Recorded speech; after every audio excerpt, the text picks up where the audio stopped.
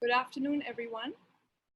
Thank you so much for coming on time and welcome to today's session of the COVID-19 Academy. We sincerely appreciate all of your support. My name is Astha and I will be your moderator for this session. And as usual, I will start with a few introductions to the Academy, our host today, and also our resource person. Now, as you all know, the COVID-19 Academy is a capacity building initiative of UNICEF, WHO India, HCL Foundation, and Sphere India for volunteers and outreach workers from across the country to ensure COVID-19 preparedness and response. Now let me talk about the session. So our session today is on understanding gender, gender mainstreaming, and addressing gender-based violence in humanitarian action. Our session today will focus on building an understanding of gender and substantive equality in the context of humanitarian action and aid. It is designed for volunteers to incorporate gender perspectives in their programs and initiatives towards addressing the challenge of COVID-19 and is meant to assist in gaining an understanding of the gendered impact of crisis and disaster situations. It will also help them learn how to plan, how to implement, monitor, and evaluate gender-responsive programs and initiatives. And to talk about this with us today, we have Ms. Sania Seth from UN Women. Please allow me to say a few words about Sania as well. So Sania is a development professional with over 10 years of experience working on issues of gender equality and women's rights. Sania's work focuses on mainstreaming gender within policies and in programs on violence against women and girls, and also women's economic rights. She is currently working with the UN Women India office as the program lead for intergovernmental processes and women, peace and security. Women, peace and security. Her work at UN Women largely involves policy analysis, capacity building, advocacy, and program management on substantive gender equality. Sania holds an MA in Women's Studies from the Tata Institute of Social Sciences in Mumbai. Thanks so much for being with us here, Sania. And without any further ado, I will hand over the floor to you. Thanks so much. Thanks, Astha. Just checking if I'm audible and if I can start sharing my screen. Yes, please, Sania, we can hear you. Okay, perfect. And can we see the screen? We can see your screen. Yes, perfect. The PPT is in full view now. Okay, perfect. Hi, everyone. Good evening. I hope that you all are doing well and safe. Just before we start this presentation, just quick things to keep at the back of our heads. When we do go through the presentation and when I am talking about gender and humanitarian action, with gender, I do not necessarily mean only women and girls. Please do understand that when I do refer to gender in the presentation, it does refer to women and girls, men and boys, but also people who identify themselves with different and various sexual orientation and gender identities. So gender does not necessarily imply that I'm talking only about women and girls here. I know that we have a mixed bag of audience today. A lot of you would already be very familiar with the concepts of gender, but I've added some basics to the presentation just for those who probably do not have the basic concepts of gender very clearly. And I would request them for your patience as we move ahead in the presentation. Now, that said, if I can just start, I do say that gender is for men and women, girls and boys, is also for people who identify themselves with various and different sexual orientation and gender identities, which comes to the point that gender is not necessarily a biological thing. Gender is not what sex is, which is what is assigned to us in the very common understanding through our bodies. Gender is not women itself as well.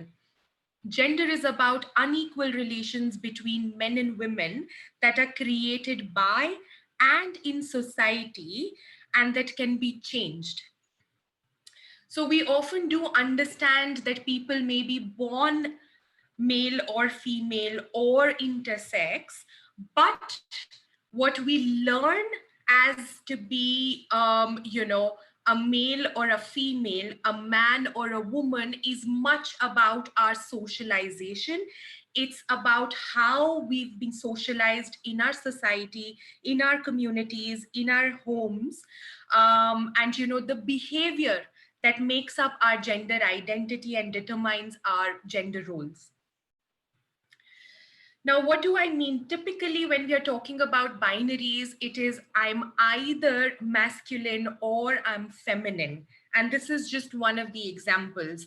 But there may be times when a lot of us and almost all of us may feel a bit outside of what has been typically, our social understanding. Again, varied roles and our activities that we perform in our everyday lives, in our society, in our communities, both by men and women, are cultural and societal norms that do also determine our sexual division of labor. We assume that these roles are internalized, are given to us, are very natural to us just because of our bodily descriptions. But we need to unlearn all of that and understand that these gender roles can be very dynamic in nature and are interchangeable. Just for an example, let's talk about, men are supposed to be going out and working to get food and money for the family's sustenance.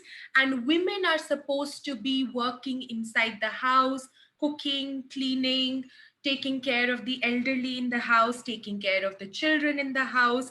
And that's how our usual social norms describe our roles, which are productive and reproductive as we've categorized them.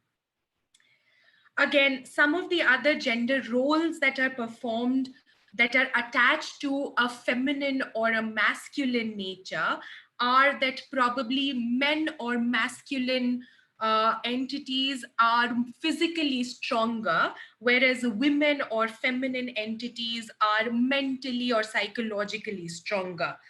But if you see, and if I can just use a personal example to explain it, I've been brought up by a father who used to bathe me when I was a kid, who used to help me with my homework, who used to take me to the school and bring me back, whereas my mother used to go out and take her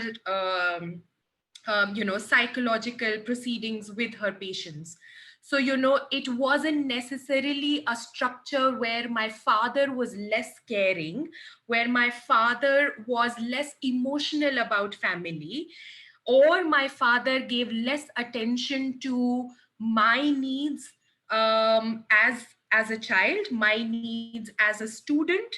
And that said, my mother was also equally competent to go out of the house alone, take up her independent cases and work, and divide equally her time between her work priorities and her personal priorities.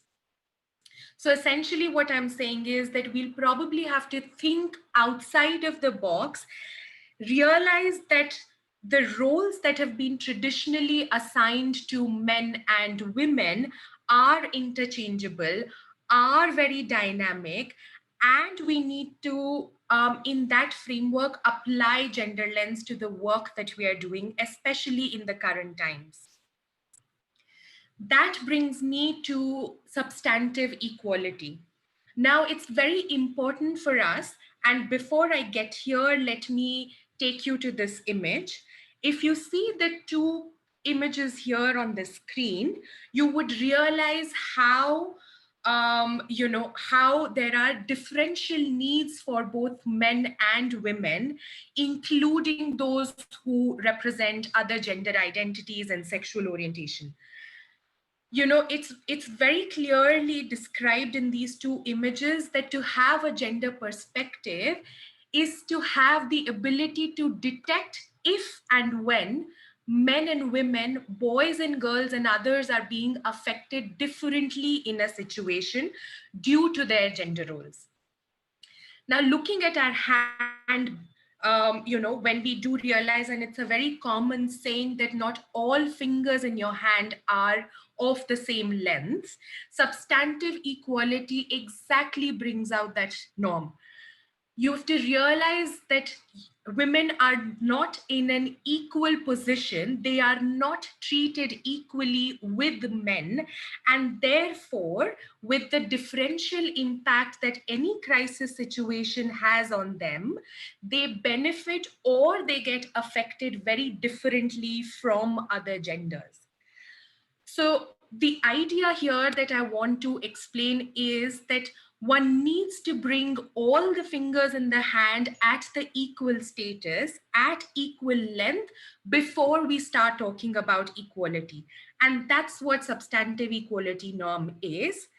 Equal opportunity, but also equality of results that matter. Now, this is just for our understanding of when we talk about substantive equality, when we talk about gender equality, this is probably the kind of world where we want to see equal rights, equal responsibilities, and equal opportunities for men and women, for boys and girls, and those who identify themselves with different gender identities.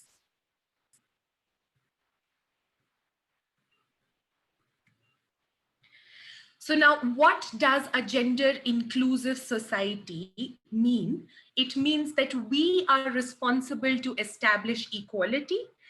We are responsible to address both men and women's needs.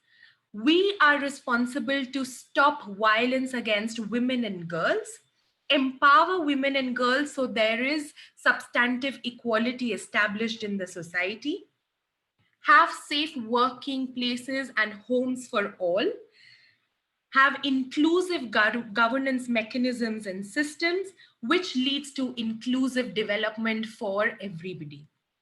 So now in the second picture, that's exactly what I mean when I say an equal and just society, which is inclusive of everybody's perspectives, different needs, the differential impact that a crisis situation or a humanitarian situation has on different social entities in our society. Now I'll come to gender-based violence in humanitarian setting. What is gender-based violence? And I will refer to the Convention on the Elimination of All Forms of Discrimination Against Women, which in 2020 has turned 40 years old now. It is a legal binding because India is a signatory to CEDAW, which says that gender-based violence is a form of discrimination that seriously inhibits women's ability to enjoy rights and freedoms on a basis of equality with men. Any act of gender-based violence that results in or is likely to result in physical, sexual, or psychological harm or suffering to women, including threats of such acts, coercion, deprivation of liberty, whether occurring in public or in private life, is recognized as violence against women. Our Indian laws are cognizant of all of the different forms of violence and have a very strong mandate that provides a framework for us to address violence against women, to respond to the violence which is largely based on gender, and to formulate our rehabilitation strategies. Now, this is just a root cause analysis of violence against women. which is deeply rooted in gender inequality as we understand. It is a manifestation of historically unequal power relations between men and women. So essentially, what we do understand, and very, very generic understanding of root causes, is how we are socialized, our social conditioning, and the stereotypes that have been inculcated since the time that we've been, um, since the time of our upbringing. There are also individual behaviors, including substance misuse, perception of masculinity in our patriarchal societies, and let me move this, is also social and cultural norms that encourage harmful practices.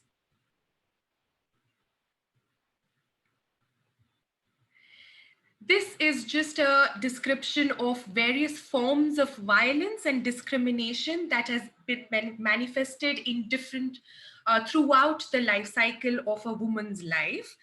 As we speak, we do experience newer forms of violence that are emerging in our society, either as a form of coping mechanism, either as a form of taking out our stress or whatever.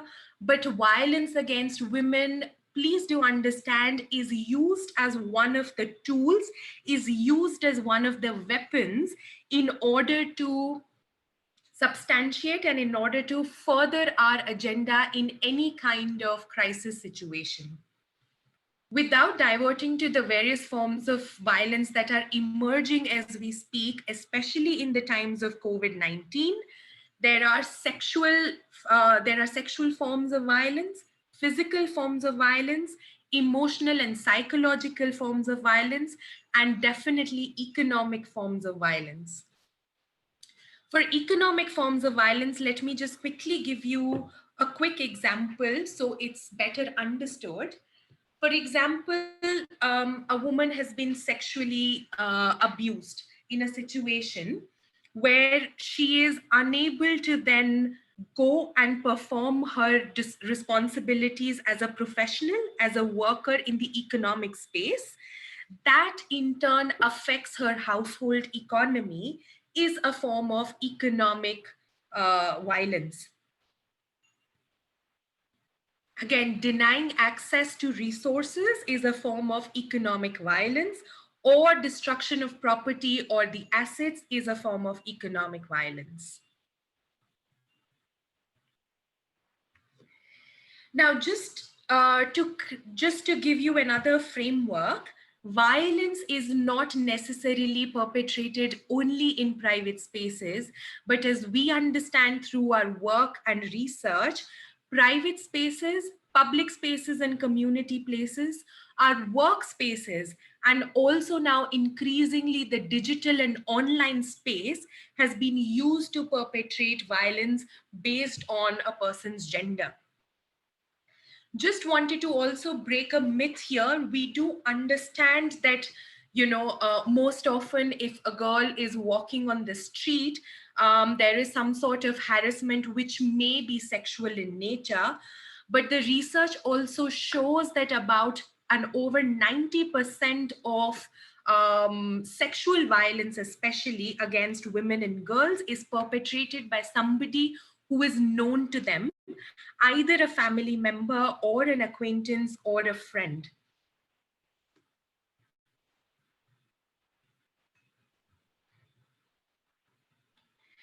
Now, moving on to increased risks of violence during crisis situation, we would, and if we were doing a lot of community engagement at this time to respond and address the impact of coronavirus, we would realize that there are multiple and intersecting forms of discrimination owing to economic status, age, ability, caste, religion, race, and ethnicity that adds to the vulnerability of a woman and girl and increases the chances of violence or discrimination being perpetrated towards her.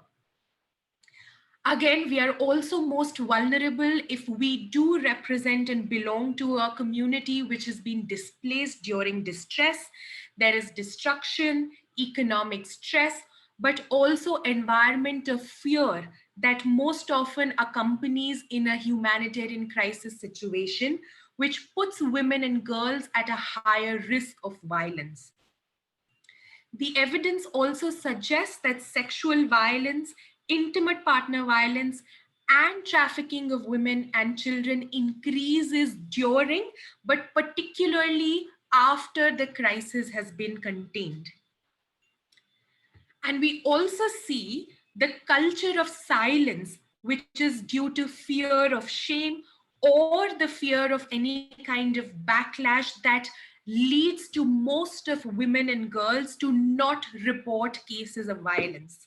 We would know that the government, but also a lot of us from the civil society and the movement, have been working very, very hard in terms of responding to women in distress, responding to children in distress, especially when there is a national lockdown, especially when we know that the access to essential services, access to psychosocial support and counseling, access to police personnel and legal support is very, very limited and challenging. We do know that the cases, even if they are going unreported, the chances of intimate partner violence and domestic violence to go up are huge. Now, violence against women and COVID 19, of course, there is a social distancing, there is a physical distancing, there are guidelines to stay at home as preventive measures, which leads to the increased risk of domestic violence. It also leads to increased burden of unpaid work and care work that typically and traditionally are assigned to women and girls. There is a lot of intergenerational transfer of violence within the home spaces, and there is an interim shock to traditional role of men in the family. These are some of the things that we will have to understand, keep at the back of our head when we are planning any kind of interventions during these times. Moving to the economic impacts, there is definitely a loss of livelihood, loss of employment and job. There is distress migration either from urban spaces to rural spaces or from rural spaces to urban spaces for both men and women, which does lead to women and girls becoming more vulnerable to sexual violence and trafficking. It does put a lot of economic stress on families, which leads to increased fear and therefore increased risk of violence, which is more gendered in nature. There's also increased burden on the government systems, and we do understand that the health systems, not only in India but globally, are overwhelmed right now. Our psychosocial support systems are very overwhelmed, and therefore we are likely to witness limited access and reporting of instances of violence, adverse impact on sexual and reproductive health for women and girls. Also, women who largely form a part of health workforce are at a risk. And why I say that last point is that we would know globally, where there is 78% of women who form workforce within the health sector, in India we are about 48% of women as a part of the health workforce, which includes our midwives, which includes our doctors and nurses, which also includes our ASHA workers, and so on. Now, this is not something that I would want to talk more about, but just for us to reflect basis what I've said so far in my presentation, just in terms of us to link some of the gender issues.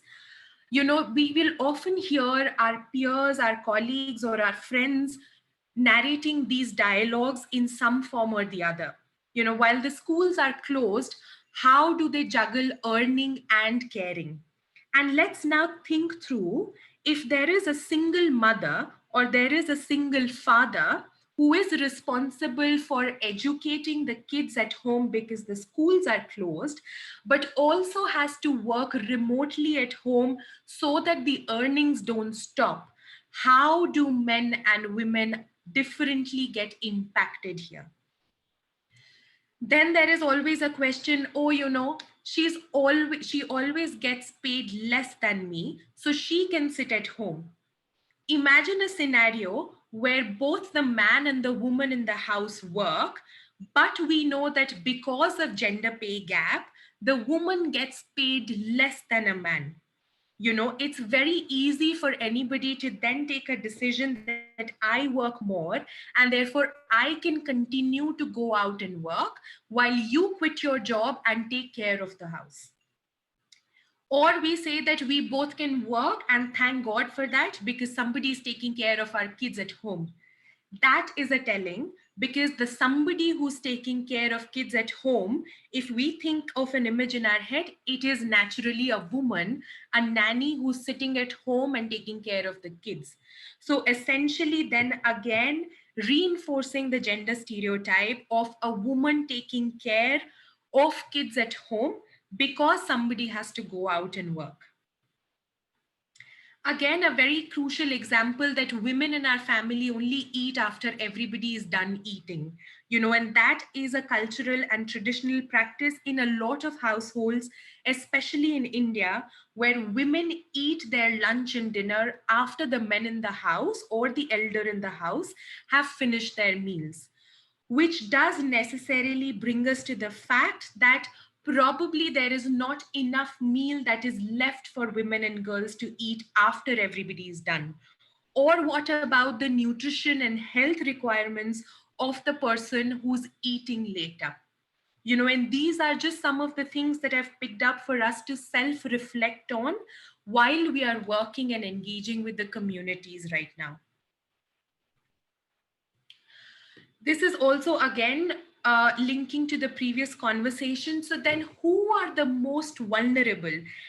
And not one man or woman is homogeneous in that sense. If I am a girl and I am a girl who belongs to the migrant population, I am very differently impacted from a girl who belongs to a profession in an urban space. Or I'm very different from a girl who's an entrepreneur and who works from home. So we'll have to see these multiple layers of identity that men and women carry with themselves, which are usually social and professional in nature. The most vulnerable groups, therefore, will be the informal sector workers, home based workers who are often invisible in our everyday lives. Startups or self-employed entrepreneurs who are also vulnerable right now, migrant population that we've been reading in the news very recently, and also the health workers.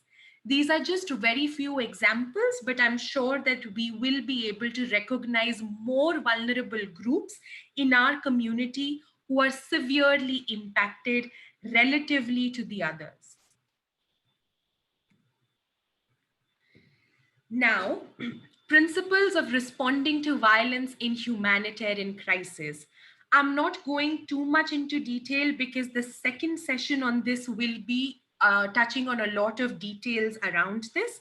But just for us to get key takeaways, while responding, our response action should always be survivor-centered approach. It should always look at safety first and then other aspect of our interventions.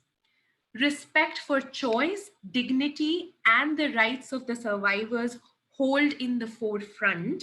And I'm going to quote here the UN Secretary General's appeal to all of the member states of United Nations, where he said that he appeals all the member states to put women's safety first in their response and mitigation plans for the country. There has to be a non-discrimination understanding, no preconceived notions and biases once we sit down and plan our interventions, especially for the community engagement. confidentiality is a key in our planning process. Of course, do no harm to avoid exposing people to further harm as a result of your humanitarian actions. So these are just quick do's once we've gone through the presentation, once we are thinking through with our colleagues and friends on what kind of response interventions can be planned. I think these are some of the key principles that we have to keep in our mind before we start implementation of the plans. Now, these are just some areas where we can possibly look at responding to violence issues. Essential services, which does include response to health emergencies, response to legal aid, but also psychosocial support through or alternately from the digital platforms, online spaces. We have WhatsApp access these days, we have phone access these days, social media, of course. We can also look at innovative campaigns, communication materials, so that we raise more awareness and minimize the risk of violence against women and girls. Training duty bearers to identify violence and respond with increased accountability. Gather data to report cases and to inform our action. I think data and evidence is primary to any kind of response intervention that we plan. Definitely in times of COVID, include health and hygiene needs in the essential commodities. And here, when I do focus on contraceptives and sanitary napkins, I am also referring to how, let's say, in the urban poor spaces or in rural spaces where we may not have access to a private or individual toilet in the house, but women and girls have to go out and use public spaces, especially in the dark hours, to release themselves. I think those are some of the things which we'll have to also count in our health response, that there is an access to safe, hygienic, and clean sanitary services in the community and public area. Adequate and safe shelter home for women. So these are some of the components that we take care of and we integrate in our prevention and response plans towards any kind of humanitarian aid. And this was just one of the examples of how we could also probably identify our community engagements. Now, very quickly, what is gender analysis? Gender analysis would look at, if you see the screen, sorry, sex disaggregated data, gender-based evidence, analysis, and gender perspective is basically what we conclude gender analysis with.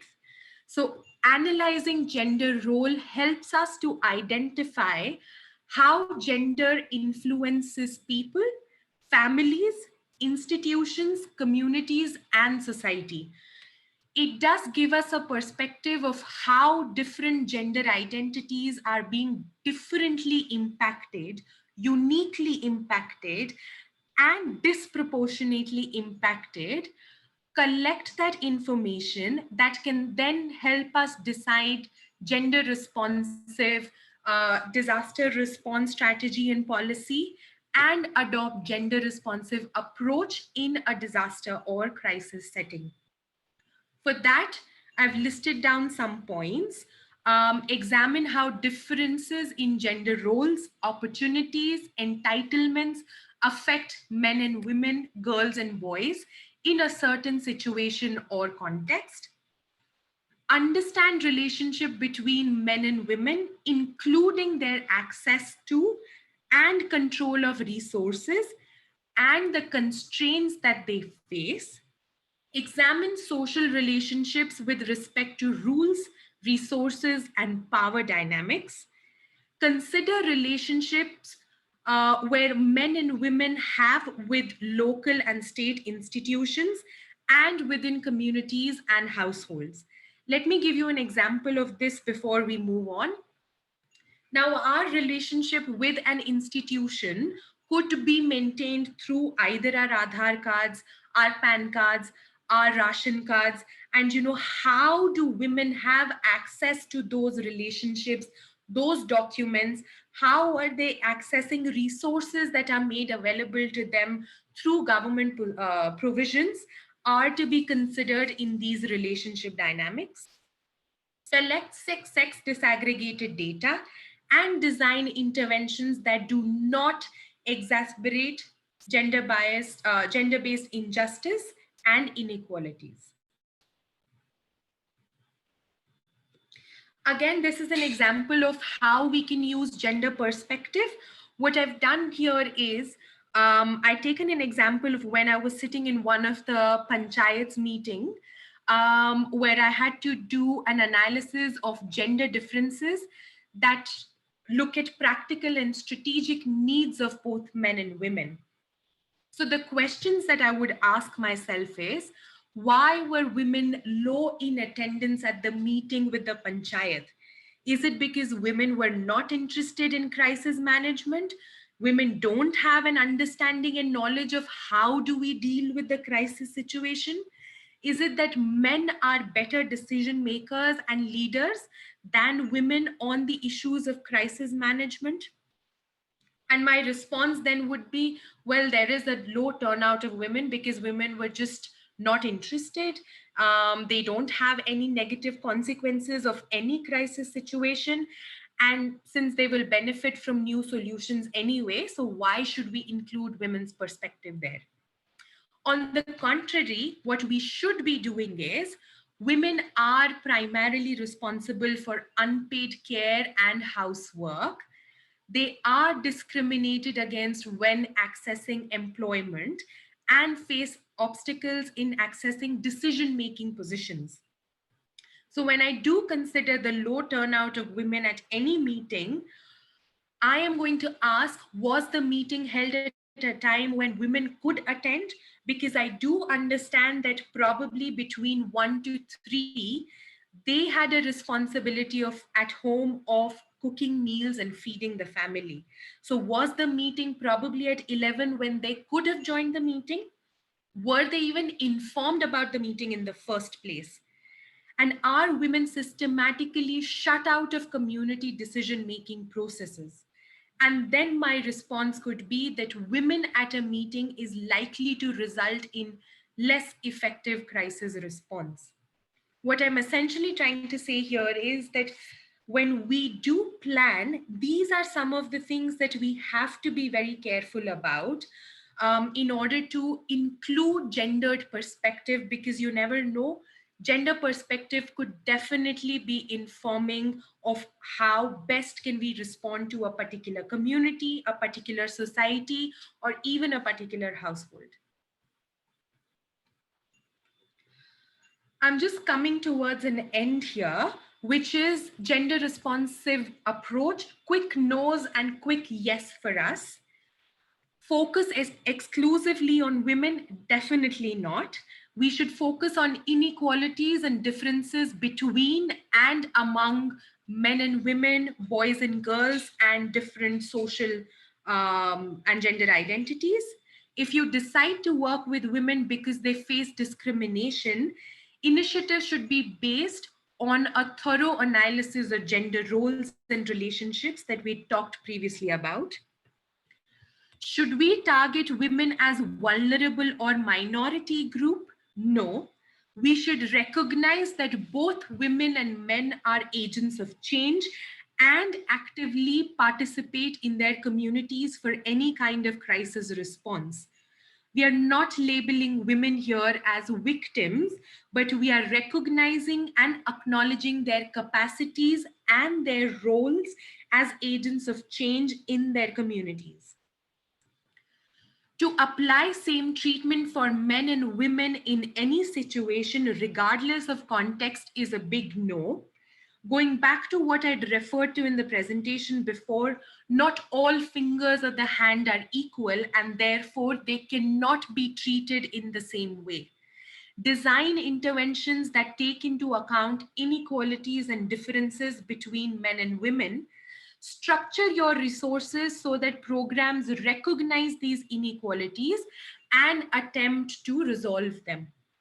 And here an example of also gender responsive planning and budgeting that the government is doing within their existing schemes and plans to see how best can we include gender perspective in our budgeting, where we look at interventions that allow us to respond to inequalities that exist, dedicate resources towards certain aspects of discrimination, bring them at an equal level so that there is substantive equality. Assume that all women and men share the same interest is a big no. Understand that there are differences among and between different groups of men and women based on their social and economic status, their religion, age, caste, class, etc.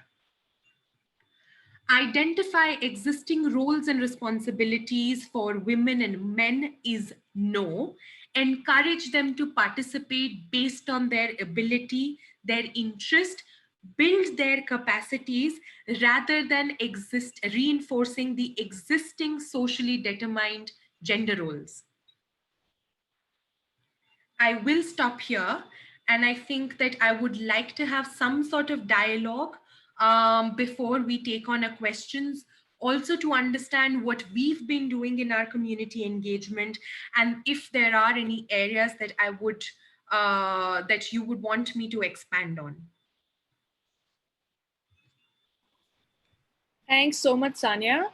So, if I'm understanding correctly, you wanted some dialogue before the Q&A session. So would you like the participants to just write in the chat box if they want more information about something? Sure. I think if there are any concepts that they would want me to elaborate on, that will be useful. Otherwise, I'm happy to then go on to question and answers. Okay, amazing. So while people write in the chat box, I can just tell you some things that I was noticing while the presentation was ongoing. There was a question on, so when you had the slide which said the most vulnerable people are these, there were a few comments which talked about that list can definitely be expanded to include children with special needs, third gender, people with pre-existing mental illnesses, trans community, sex workers, Devadasis. So do you have anything to say about that? Yeah, I think that when I was talking about this, I had mentioned that we would meet, so men and women are not homogeneous. And of course, depending on their social and economic identities, there are further vulnerable groups. So for example, different castes could be, or different tribes could be recognized as vulnerable groups. Different population that belongs to a particular religious identity are also recognized as vulnerable groups. Definitely sex workers, and just as an example, if you're looking at our economic identities, we're informing informal and home-based workers, and similarly sex workers as well. There is a group of elderly population which we would also recognize as vulnerable groups. Children do come in vulnerable groups. At the same time, within children, we could consider orphans, for example, to be further marginalized and vulnerable within any sort of crisis situation. So essentially, this was just an example for us to identify what socioeconomic identity do we carry beyond our gender identities, and recognize different interventions when we are doing our work with the communities. Amazing, thanks for that. So many questions coming in, Sanya. I'll share this another one which came up a couple times. It was about, you mentioned some things about gender budgeting. Would you like to expand on that and share some more information with our participants?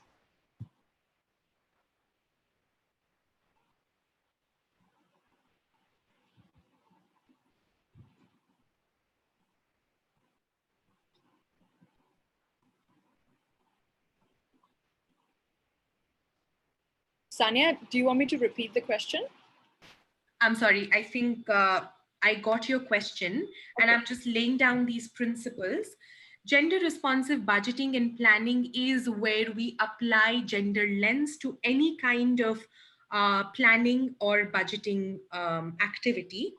When I did refer to the Ministry of Women and Child Development doing extensive trainings on gender responsive budgeting, especially in the recent context, we are going back and revisiting the existing schemes and policies in terms of how do we look at the national budgets that are allocated to these schemes and policies from a gender lens, identify vulnerabilities that are attached to women and girls within the framework of that scheme.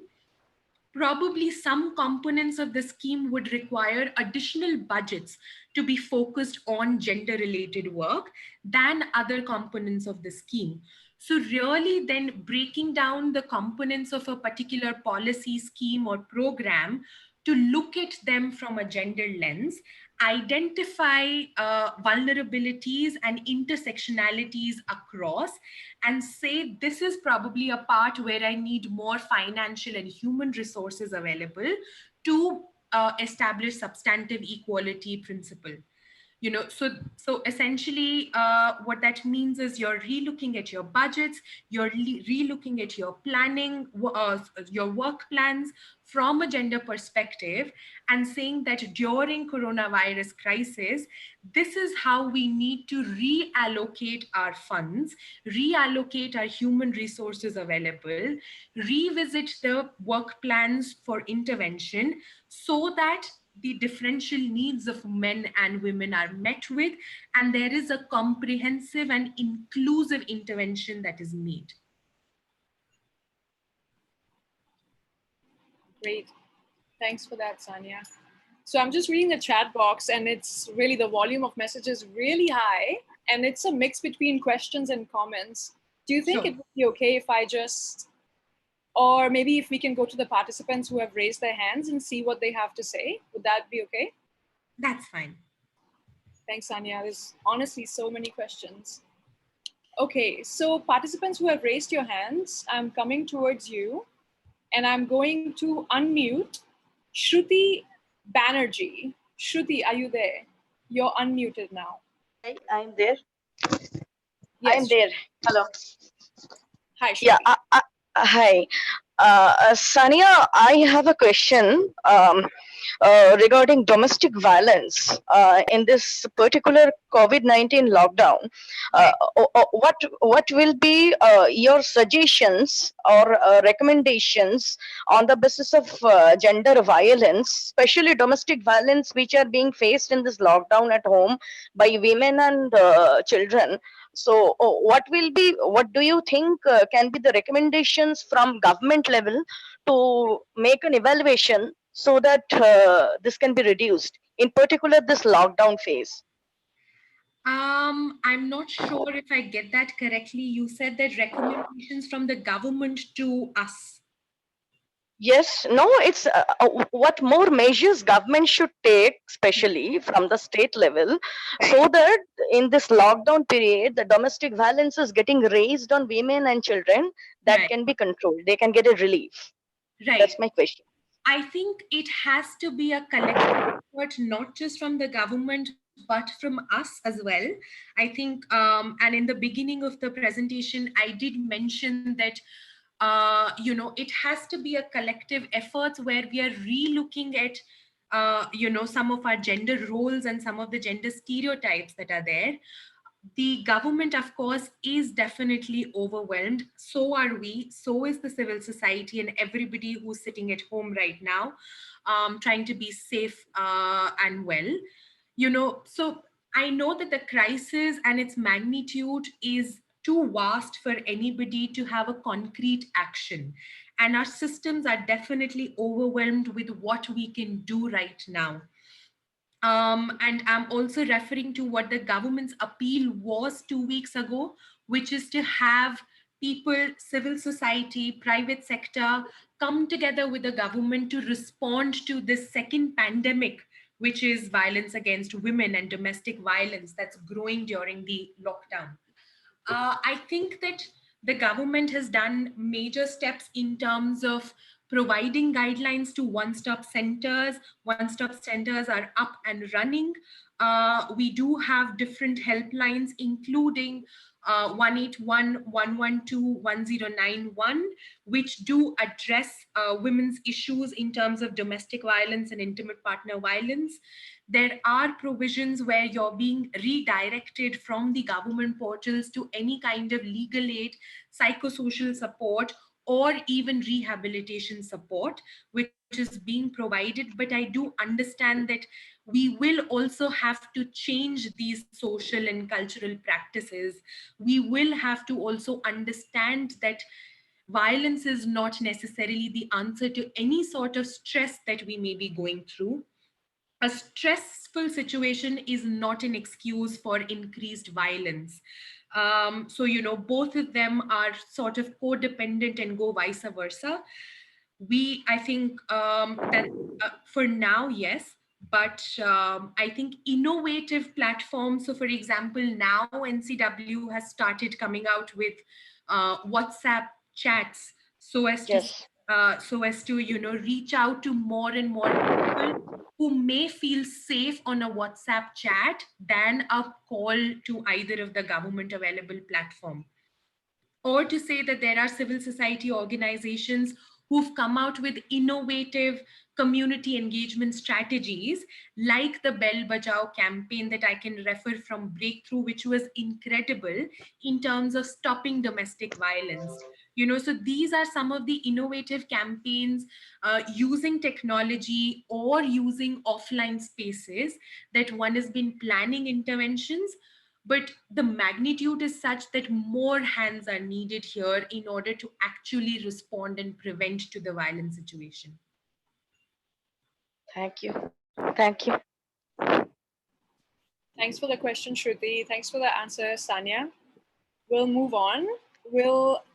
Shruti, can you please mute yourself again? Yes, sure. Hello. So amongst the participants who have raised their hands, let's have one more question from there. I am going to unmute Saurabh Mishra. Saurabh Mishra, I'm going to unmute you. Oh, you just lowered your hand. No worries, we'll move on. I'll go to Nikita Agarwal. Nikita, I'm going to unmute you now. Hello. Hi, Nikita. Hi, Sanya. It was a great presentation.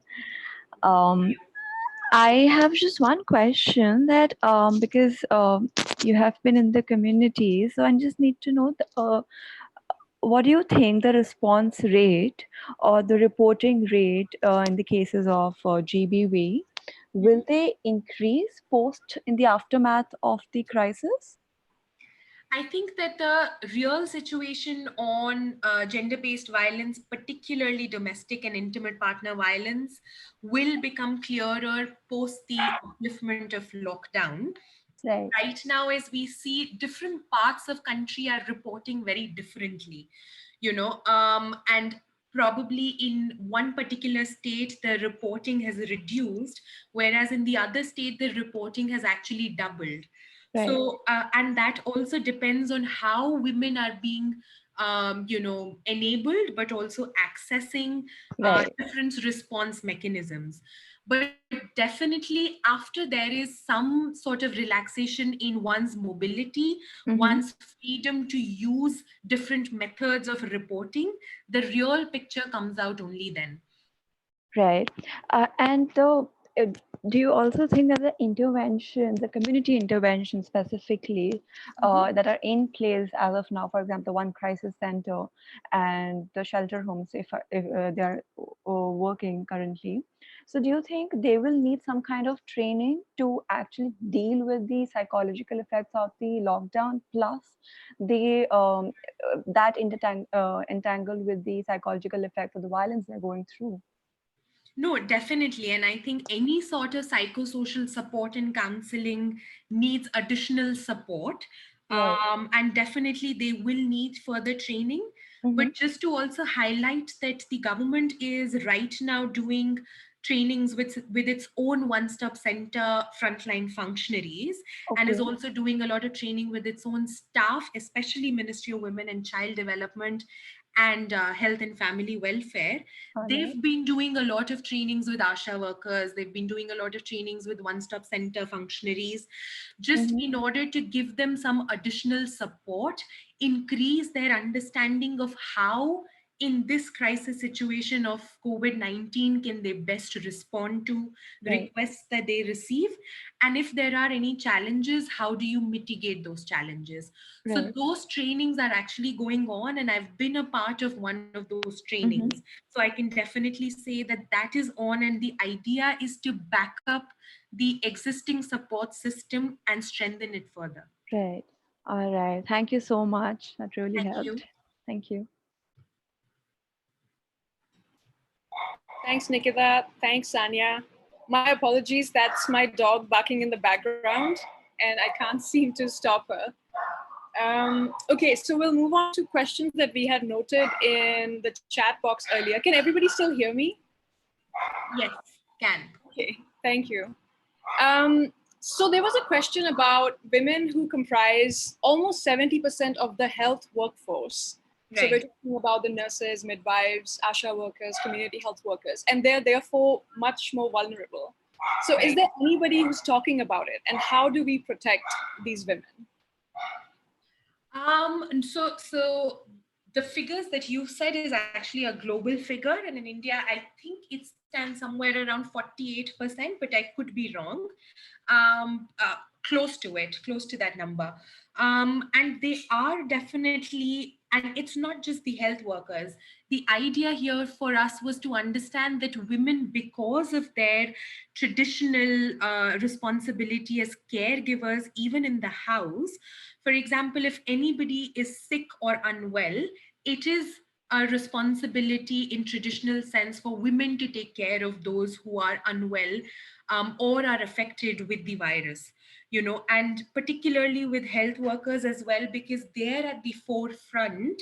How do you protect them? Definitely one has given them the PPE kits. Definitely there's a lot of trainings of ASHA workers that the government is doing. We also see some of the challenges that they've expressed in terms of their work. I think the protocols are very, very clear, and I'm happy to share those protocols in terms of safety when it comes to taking care, not just for ASHA workers, but also for us at home who are taking care of family members who are unwell or sick. There are definitive do's and don'ts, which have been communicated time and again by the government. I'm happy to share those do's and don'ts with you all. Yeah, absolutely. That would be incredible. Thanks, Sanya. Okay, so we're at 4:57 p.m. Let's try and take a couple more questions, with Sure. which we will be able to end our presentation at 5. I'd like to take one from the chat box that we've been seeing so many questions in the chat box, and then maybe one more from the persons who have raised their hands. So from the chat box, there was a conversation ongoing about shelter homes for women who need urgent or instant rescue. So what is the situation for women with regard to shelter homes, and especially with respect to the COVID-19 crisis? I don't think, unfortunately, I'm best placed to comment anything on the shelter homes, because that's not an experience that I've had right now. And that's not something that we've looked at it just yet. So for shelter homes, I don't think I'm the best person to respond. Thanks for that, Sanya. Thanks for being honest with us. And just we'll take one last question from the participants who have raised their hands then, and we'll be able to close the session. So let's go to Prakash Chaudhary. Prakash, I'm going to unmute you, and then you can ask your question. There we go. Thank you. A very nice presentation from Sanya ji. And as you are representing UN women here, my query is that what immediate measures to stop this violence we can take right now? Because what we see that whole the world is facing this COVID-19 problem, and India is also Yes. facing the problem. But what immediate measures do you suggest to all of us? Thank you, please. Immediate measures to respond to violence against women, is it? Sure, sure. Right. I think we've already discussed some of those with the first question, but as immediate steps, I think the priority was first to be safe and making the home safe for anyone who's living. So it's not just for men and it's not just for women and girls, but it's also for men and boys. When we are talking about safety, outside of the house, we also talk about safety inside of the house. Making our houses a safe space for everybody is one of the first step I think I would recommend that we take. Any sort of discrimination, any sort of violence that we begin to see or even self-reflect in our own behavior, for us, I think that's the first step to stop and prevent this. That said, I think if we do have family members who may be experiencing any sort of discrimination or violence, it's best for us to pick up the phone and, talk to them, understand what the issues are instead of actually not speaking out and letting the situation grow. I think that's something that has to be our first and primary step as a citizen as a citizen of the country, at our household or individual level. And of course, it is within our laws to report any kind of violence that you witness or you come across. So, and the Indian law does tell us that anybody who is in knowledge of any sort of violent episode or incident that happens has to report it. As our duty and responsibility, we should be doing that as well. Thank you, ma'am. Thank you. Thank you. Thank you, ma'am. Thanks so much, Prakash. Thanks, Sanya. Sanya, we're 2 minutes over time, and the question box is really popping. Do you think you'll be able to take a couple more, or should we end the session now? No, we can take more. That's fine. Yeah, okay. Thanks a lot. Let's go back to the participants who've raised their hands, and we'll just take one or two more, and then we will end the session. Let's go to Rajesh. Rajesh Singh, I'm going to unmute you. Please ask your question once you're unmuted. Rajesh? Hello. Hi. Yeah, hi. Thank you so much, Sanya ji, for this informative PPT. I really enjoyed it. Hello, can you hear me? Yes, I can hear you. Yeah, so my question is, being a brother in my family, so I was grown up as a dominated sense of through my elder brothers. So when I go through all the PPTs and the knowledge about the gender inequality in my family, I have 7 sisters, and I have been treating them like not for the things that you have told. So thereafter, I just you just opened my eyes, and I just got to know that, oh my God, I was just doing all these things, and I should change all these things to my all sisters. So as a younger brother, so how to accept, and it's a quite challenging for me, so how to accept all these things that are traditionally just fed in my mind since my childhood. That's my question. Thanks. I think it's just a beginning, and thank you so much, for also sharing that it did start a self-reflected process already. Yeah. It's the first step, I think, to recognize that we may have probably consciously or unconsciously been discriminated in our behavior towards other members and Right. towards our friends as well. Mhm. It is a slow process. You have to identify through your everyday behavior and your actions what you may have done or what you could have done differently in order to respect other people, and so unlearning what we've been taught and inculcated with through our upbringing and through our childhood, of course, is very, very tough and is a slow and gradual process. I think give yourself some time, maybe, take out not more than 5 or 10 minutes in a day to say, where is it that I may have been discriminatory in my action or in my behavior, and try and see how you can change that slowly.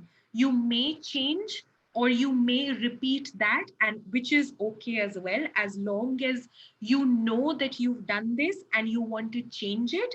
I think it will gradually come to you that you change your understanding and your attitude towards a particular person.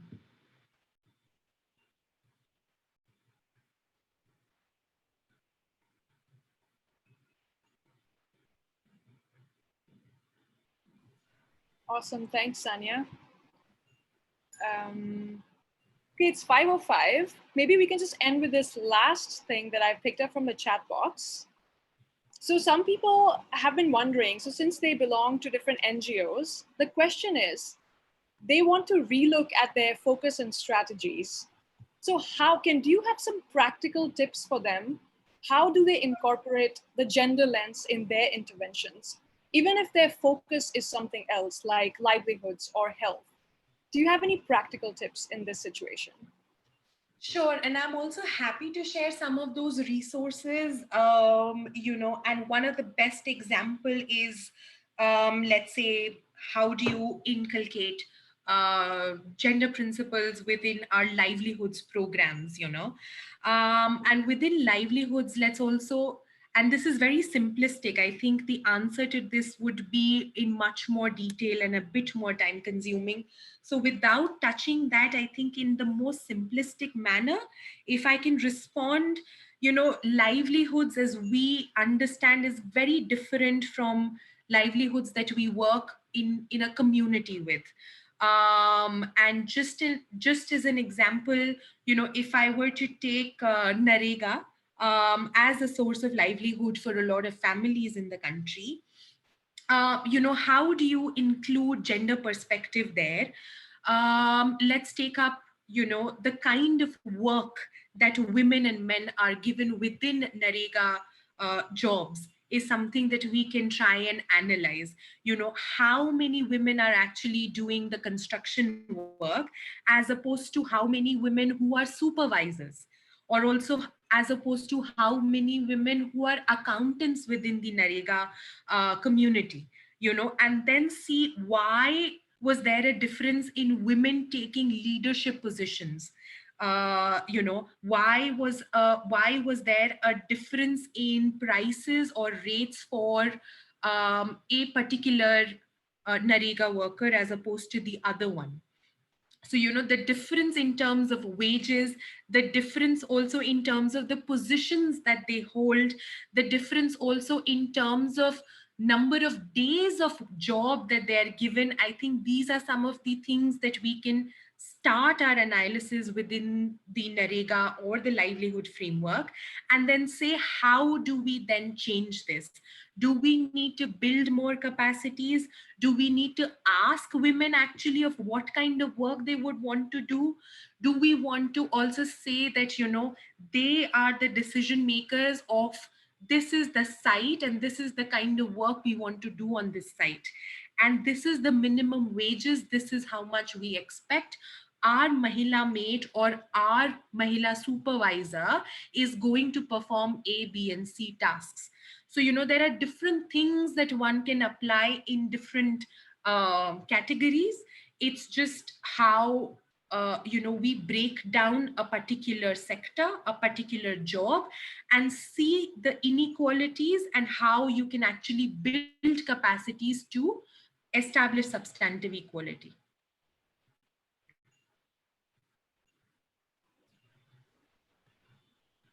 Was I clear there? Yes, you were. Thanks so much, Sanya. Okay, so we are 8 minutes over time, and we don't want to take any more of your time, Sanya, or even of the participants. So I would just like to thank everybody for being here. Thank you, Sanya, for that wonderful presentation, answering the questions. The presentation is receiving amazing feedback in the chat box, as you can see. Let me just end with a few administrative announcements as per usual. If I can find my presentation. Sorry, just a second. Yes, perfect. So this is an announcement for everyone who have unanswered questions after today's session. We had so many sessions, and apologies that we couldn't take all of them. We have another session tomorrow on a related topic. It's about gender and GBV. It's called The Role of Youth Volunteers in Promoting Gender Equality and Addressing GBV as Part of the COVID-19 Response. So please come back tomorrow evening at 4 p.m. The session will be taken by Ms. Madhuri Das from UNFPA, and we will explore this topic further, and you will get again an opportunity to get your questions answered. So that was about that.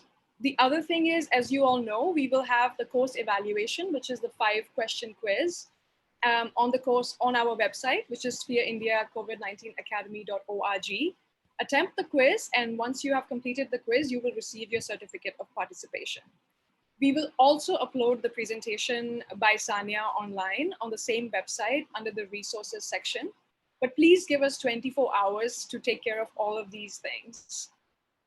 If you have any questions for us, any suggestions, any feedback, our email is there on the screen as well. It's COVID-19 Academy at sphereindia.org.in. So that's it from me. Let me ask my team if there's anything else that we have to share. Valerie or Praveen, are we okay? Yes, please go ahead, Astha. Awesome, thank you. Okay, so that's it for today, everyone. So have a safe rest of your day, and we'll see you again tomorrow. Goodbye.